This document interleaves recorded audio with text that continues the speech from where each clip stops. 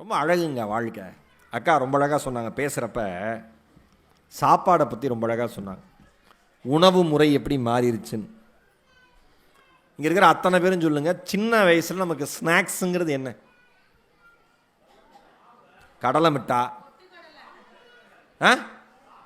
பாம்பா,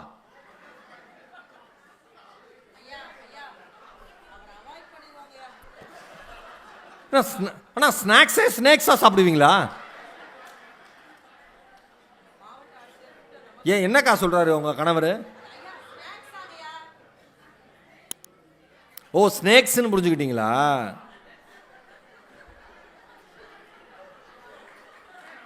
நீங்க நல்லவரா கெட்டவரா? ஓ, நல்லவர், ரொம்ப நல்லவர். நம்மளாம் என்ன ஸ்நாக்ஸ் சாப்பிடுவோன்னு சாப்பிட மாட்டோங்கிற தின்பண்டம், நொறுத்தீனே, போண்டா பஜ்ஜி, அது அவ்வளோதான் தின்னு போனோம். இந்த மாதிரி தமிழில் என்னை பேச வைத்ததற்கு நன்றி. என்ன தின்பண்டம் சாப்பிடுவோம்? கடலை மிட்டா, எள்ளு உருண்டை, பட்டாணி. கடலை மிட்டாய் எள்ளு உருண்டை சாப்பிட்றதுல கொஞ்சம் பணக்கார குடும்பம். பொட்டுக்கடலை வாக்கா என் ரூட்டுக்கு வா. பொரி, கம்மர்கட்டு. கம்மர்கட்டெல்லாம் நம்ம ஊரில் எங்க கம்மர்கட்டு சாப்பிட்ட குடும்பம் மக்களில் கை தூக்குங்க. அட என் தெய்வங்களே, சில பேர்லாம் ஃபுல்லாக சாப்பிட்ருப்பாங்க, ஏதோ முழுக்க சாக்லேட் சாப்பிட்டு வளர்ந்த மாதிரி எப்படி இருப்பானுங்க. பரவாயில்ல, நீங்கள்லாம் உண்மையை ஒத்துக்கிட்டீங்க. திருவள்ளூரில் கம்மர்கட்டு. இந்த கம்மர்கட்டு எப்படி சின்ன வயசில் காலையில் ஸ்கூலுக்கு போகிறப்ப உள்ளே போட்டோம்னா சாயந்தரம் வெளியில் வரப்போ பாதி தான் கரைஞ்சிருக்கும். எந்த நாட்டிலையும் இப்படி ஒரு கம்மர்கட்டை, இப்படி ஒரு உணவை கண்டுபிடிக்கவே முடியாது. காஸ்ட் எஃபெக்டிவாக 10 பைசாவுக்கு உள்ளே போட்டோம்னா, இந்த குழந்தைங்களுக்குலாம் 10 பைசானா என்னன்னே தெரியாது. அப்புறம் 4 நாள் ஏலக்காய் பருப்பின்னு விற்பாங்க. 4 நாளுக்கு அப்படியே அந்த கண்ணாடி குடுவையில் அப்படி வட்டமாக அடிக்க வச்சுருப்பாங்க, சின்ன சின்னதாக காயின் அளவுக்கு. அதாவது ஏலக்காய் பருப்பி சாப்பிட்றதுலாம் என் வாழ்க்கையோட அல்டிமேட் எய்மாக இருந்திருக்கு. எப்படியாவது ஏலக்காய் பருப்பி சாப்பிட்றணும், எங்கள் அண்ணன்ட்ட காசை சேர்த்துடணும் 5 பைசாவா அப்படின்னு. பொட்டுக்கடலை, பட்டாணி, பொரி, இதெல்லாம் தான். எதுவுமே இல்லையா? அரிசி. கரெக்டா? ஏங்க பிக் ஃபன் பூமர் வாங்க காசு இருக்காது, நமக்கு எது பூமரு சொல்லுங்க? அப்படி கோதுமை, சோலாரா, சோளம்.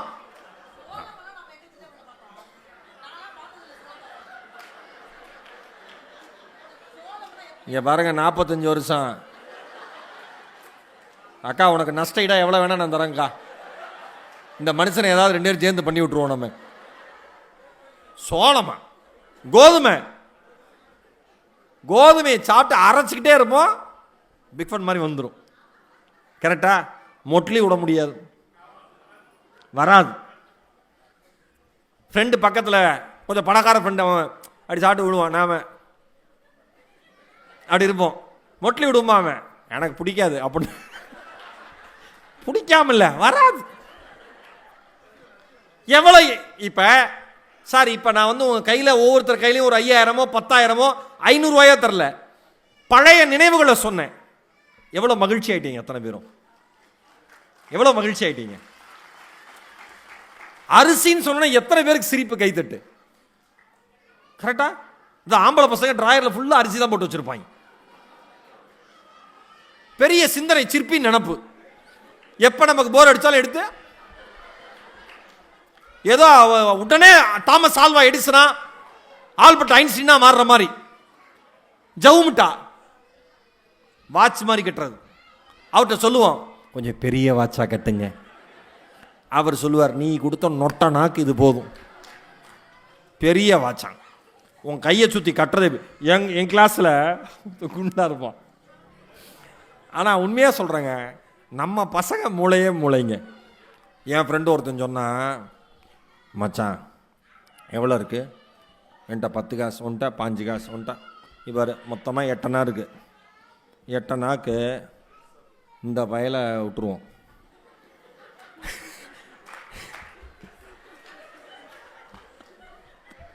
இந்த வயலை விட்டுருவோம் மச்சான். டேய் என்னடா சொல்கிற? அவன் உடனே அவன் அப்போ ஹீரோ ஆயிடுறான்ல, உடனே பெருமை. இந்த வயலை நாம் கிட்ட போகணும்னா கடைக்காரர் கண்டுபிடிச்சிடுற ரெகுலர் கஸ்டமர் நாம. இவன் கையில் 50 விசா கொடுத்து 8 கொடுத்து வாட்ச் கட்ட சொல்லிடுவோம்.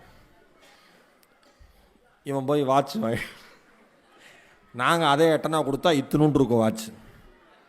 அவனுக்கு பெருசாக இருக்கும்ல. ஆனால் அவன் ஒரு நேர்மையான மனுஷன். போயிட்டு வரேன், ஆனால் அதிகமாக இருக்கிறது எனக்கு. கரெக்டு தானே? ஏன்னா அவனால தான் எங்களுக்கு கிடைக்கிது. இப்படி இருந்ததுங்க காலம். ஒன்றும் பெரிய ஒரு சிக்கல் இல்லை உணவு முறையில். அக்கா சொன்ன மாதிரி நம்மளுக்கு முதல்ல நம்ம வீட்டு சாப்பாட்டை தாண்டி ஒரு சாப்பாடு இருக்கிறதே நமக்கு தெரியாது. கரெக்டு தானே மேடம்? அதனால் நல்லா இருந்தோம். என்ன சாப்பிடலாம் என்ன சாப்பிடலான்னு இழுத்துனே இருக்கான்ல, அதான் இழுத்துனே இருக்கான்.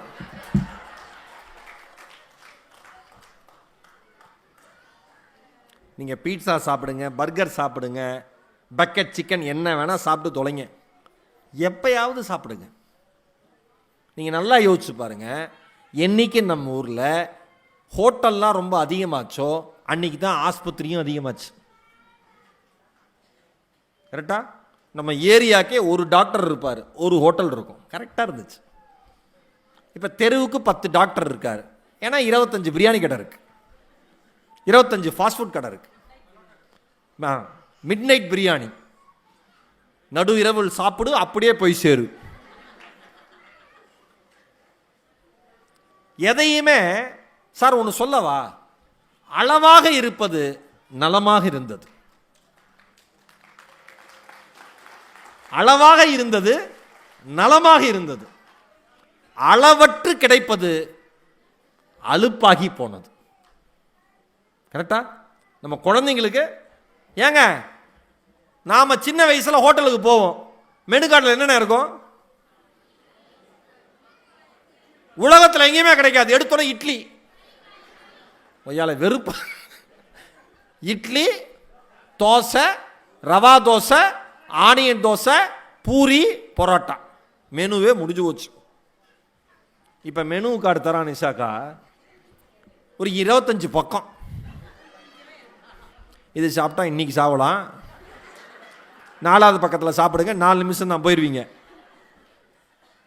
பொரட்டு. இதில் என்ன ஆயிட்டான் மனுஷன்னா, அத்தனையும் பார்த்துட்டு இன்னைக்கு என்ன ஸ்பெஷல், அந்த சர்வருக்கு 1 லிட்டர் தண்ணி எடுத்து மூஞ்சிலே ஊத்துற போல இருக்கும். தின்னுட்டு போங்களாண்டா. மெனு ஃபுல்லாக படிச்சுட்டு என்ன இருக்கு அப்படிமா, எப்படி இருக்கும் ஆத்திரமா. இப்படி இருந்துச்சு உணவு முறை. நம்ம உணவு முறை சிக்கலே கிடையாது, ஆப்ஷன்ஸே கிடையாது. விளையாட்டு வந்தால் கூழ் கொடுப்பாங்க வீட்டில், ராகி கூழ், சத்துமாவு கஞ்சி ஒவ்வொரு வீட்லையும் அந்த அம்மாவே அரைக்கும். புதுசா ரைஸ் மில் போய் அரைச்சிட்டு வருவார். அதுலயும் முன்னாடி மிளகா போட்டு அரைச்சிருந்தா சத்து மாவு போட்டு அரைக்க கூடாது. இதெல்லாம் எங்க அம்மா எங்க அப்பாவுக்கு சொன்ன ரூல்ஸ். ஏன்? அந்த காரம் குழந்தைங்க சாப்பிட்ற இந்த மாவுல ஏறிடும். ஒரு நாள் எங்க அப்பா போன ஒரு அரை நாள் வரல. எங்க அம்மா மாவு அரைச்சிட்டு வர இவ்வளவு நேரமா? எங்க அப்பா வந்தவெல்லாம் மிளகாயா அரைக்கிறாண்டி, நான் எங்கடி மாவு அரைக்க? அப்போ பரவாயில்ல. ஏங்க இதெல்லாம் நான் நீங்கள் ஒன்றுமே ப்ரிப்பேர் பண்ணிட்டு வரல. உணவுன்னு சொன்னோன்னே இவ்வளோ ஞாபகங்கள் நமக்கு இருக்கு. சாப்பிட்றதுன்னு சொன்னோன்னே அவ்வளோ சந்தோஷமா இருக்கும். எது கொடுத்தாலும் மகிழ்ச்சியாக சாப்பிட்ட தலைமுறை நம் தலைமுறை. எதை கொடுத்தாலும் மகிழ்ச்சியாக உண்ட தலைமுறை நம் தலைமுறை. எதை கொடுத்தாலும் உண்ணாமல் இருக்கிற தலைமுறை இந்த தலைமுறை. அந்த பையன் சொல்றான், ஏன் சார் டேஸ்ட் இல்லை, சக்கரை இல்லை, குறையா. நம்மாழ்வார் ஐயா சொன்னார். ஏங்க நம்மாழ்வார் ஐயா என்ன பல கோடி சம்பாதிச்சுட்டா போனாருன்னு யோசிச்சு பாருங்க. ஒரு மல்டிநேஷனல் கம்பெனி ரன் பண்ணாரா? இல்லை உலகம் முழுக்க சொத்து வாங்கி போட்டிருக்காரா? இல்லை தமிழ்நாடு முழுக்க பண்ணை தோப்புகளை வாங்கி போட்டிருக்காரா? உலகம் முழுக்க எது நல்லது, எதை சாப்பிடணும்னு சொல்லிட்டு விதைச்சிட்டு அந்த மனுஷன் விதையா போயிருக்கார். அவர் தான் சொன்னாரு, நம்மாழ்வாரையா சொன்னாரு, விவசாயம் என்பது வியாபாரம் அல்ல, அது ஒரு வாழ்க்கை முறை. நீ எவ்வளோ சீக்கிரம் விதைச்சு அறுவடை பண்ணி விற்கலான்னு பார்க்காத, எப்படி அவனை சாப்பிட வைக்கணும்னு யோசினார். வியாபாரமா பார்க்காத விவசாயத்தன்னார். இதனுடைய பலன் எப்படி கிடைச்சதுன்னா, இல்வான்னு ஒரு 4-5 ஸ்டூடெண்ட்ஸ் ஸ்வீடன் நாட்டில இருந்து வந்திருந்தாங்க. அவங்க நாட்டில் ஸ்வீடனோட தலைநகரில் அங்கே இருக்கிற ஒரு கல்லூரியில், ஸ்டாக்ஹோம் ஸ்வீடனோட கேபிட்டல் தலைநகரம், அங்கே இருக்கிற ஒரு கல்லூரியில் படிக்கிறவங்க சுற்றுச்சூழல் மற்றும் சகோதரத்துவம் சார்ந்த படிப்பு, அந்த படிப்பை படிச்சுட்டு இருக்க அந்த சகோதரிகள் இங்கே வராங்க. அவங்க நாட்டுப்படி 3 வருஷ படிப்பில் 2 வருஷம் அங்கே படிக்கணும், 1 வருஷம் இங்கே படிக்கணும். நம்மாழ்வார் தொடங்கிய குடும்பம் அமைப்பு மூலமாக இங்கே கற்றுக்க வராங்க. இங்கே கற்றுக்கிறாங்க 1 வருஷம் படிப்பை முடிச்சுட்டு அந்த இல்வா என்கிற அந்த சகோதரி சொன்ன ஸ்டேட்மெண்ட் என்ன தெரியுமா? இது நாள் வரை நாங்கள் சாப்பிட்டது உணவு அல்ல, விஷம் என்று சொன்னார். இங்கே வந்த பிறகுதான் எது உணவு என்று அறிந்து கொண்டோம்.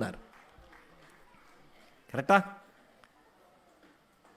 திரியின்றி எரியும் தீபம் இன்றைக்கும் நம்மாழ்வார் ஐயா ஏற்றி வைத்த அந்த அறிவு தீபம் எந்த திரியும் இன்றி எல்லோரும் மனதிலும் எரிந்து கொண்டிருக்கிறது. இதுக்கு பேர் தான் வாழ்க்கை. ஐயா தான் சொன்னாரு, டே தண்ணிய பூமியை தோண்டி எடுக்காதீங்கடா, அதை வானத்திலிருந்து வரவைங்கடான்னு. தண்ணிய பூமியை தோண்டி எடுக்காதீங்க, அதை வானத்திலிருந்து வரவீங்க. நீ இந்த இயற்கைக்கு சரியா பண்ணேன்னா இந்த இயற்கையும் உனக்கு சரியா பண்ணும், இல்லைன்னா சரியா பண்ணும். சொல்றோம்ல, தை பிறந்தெல்லாம் இவ்வளோ குளிர் பார்த்ததே இல்லை. நீ புடுங்கின புடுங்குக்கு மரத்தை இந்த குளிர் வரதான் செய்யும். எங்கள் ஊர்லெல்லாம் இப்படி மழை வந்து பார்த்ததே இல்லை. மழையே நம்ம ஊரில் வராது, வந்தால் இதுக்கு மேலே வராதுங்கிற அளவுக்கு வரும். இனிமேல் உலகம் இப்படி தான் இருக்கும். ஏன்? நாம் விதைச்சது. நான் அடிக்கடி சொல்லுவேன், நினச்சது முளைக்காது, விதைச்சது தான் முளைக்கும். ஒரே ஒரு பிளாஸ்டிக் பேப்பரை இந்த மண்ணுக்கிட்ட அப்படி தூக்கி போட்டோம்னா இந்த மண் விடுகிற சாபத்தில் ஒரு சிறிய பங்கு நமக்கு சொந்தம்னு அர்த்தம். எனக்கு தெரிஞ்சு ஒயர் கூடையில் போயிட்டு இருந்ததா? கரெக்டா? பார்சல்லாம் முதல்ல எப்படிங்க போய் வாங்கிட்டு வருவோம்? ஹோட்டலில், தூக்குச்சட்டியில், டிஃபன் பாக்ஸில்,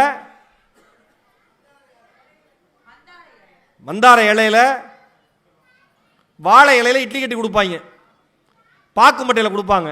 அந்த வாழை இலையில சுட சுட இட்லி கட்டி கொடுத்தோன்னே அந்த அந்த அந்த பொட்டலத்தை பிரிப்போம் பாருங்க. அந்த இலையை கட்டுறதுக்கு இப்பெல்லாம் போட்டு ரப்பர் பேண்டை போட்டு தூக்குல தொங்க விடுறான் பாருங்க. சாம்பார் பேக்கெட்டை பிரிக்கவே முடியாது. பசியில உட்காந்துங்க ரப்பர் பேண்ட் பிரிக்கிறதுக்குள்ள நீ செத்துருவ. ஒய்யால கொலவரியில போட்டிருப்பான் பேண்டை. எப்படி வரல? அண்ணெல்லாம் சுத்தி சுத்தி மண்டகல்ட்டு போய் படுத்த பிறகு அக்கா ஊட்டி விட்டுருக்கு. பழைய காலத்தில் இலைய கட்டுறதுக்கு என்ன பண்ணுவாங்க சொல்லுங்க? வாழை நாறு,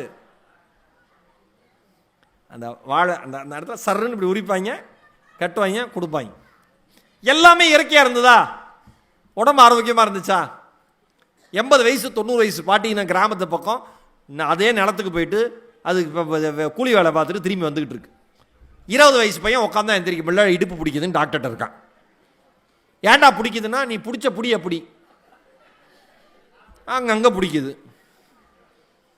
வாழ்க்கை முறை எப்படி? நம்மளுடைய என்ன சொன்னாரு?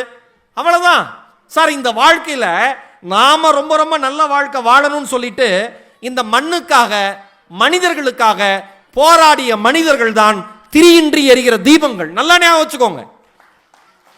நான் பெங்களூர் போயிருக்கேன். பெங்களூர் போயிட்டு ஒசூர் போறேன். ஒசூர்ல சிவராத்திரி பூஜை கலந்துக்கிறதுக்காக போறேன். என்னுடைய நண்பர்கள் வந்து ஓ மை காட் அப்படின்னு ஒரு ஆப் லான்ச் பண்ணாங்க. அதுக்கு சிவராத்திரி பூஜை ஒன்று வச்சாங்க. அதுக்காக நான் போயிருந்தேன். அந்த போகிற வழியில் ஒரு கிராமத்து வழியில் போகிறேன். சிறிய சிறிய குழிகளாக இருக்குண்ணே. அந்த சின்ன சின்ன குழியை ஏதோ ஒரு மனுஷன் சைக்கிளில் ஜல்லி அள்ளிட்டு வந்து உள்ளுக்குள்ளே போட்டு மூடி சரி பண்ணிக்கிட்டு இருக்கார். இந்த சமுதாயம் குழிகளால் நிறைந்த சமுதாயம்தான்.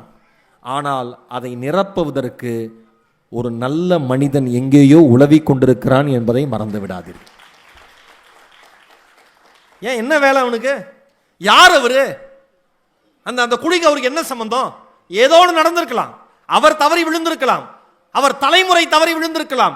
யாருமே விழலைனா கூட யாரும் விழக்கூடாதுன்னு கூட அவர் நினைச்சிருக்கலாம்.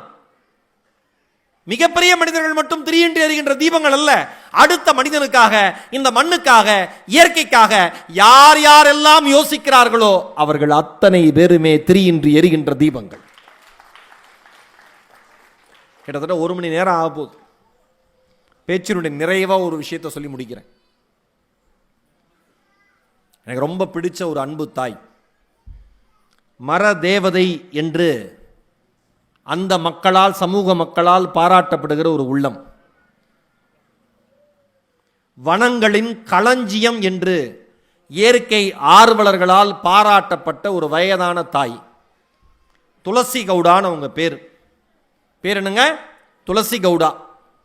கர்நாடகாவில் அங்கோலா அந்த பகுதியில் ஹொன்னாலி அப்படிங்கிற கிராமத்தில் பிறந்த ஒரு தாய். அவங்க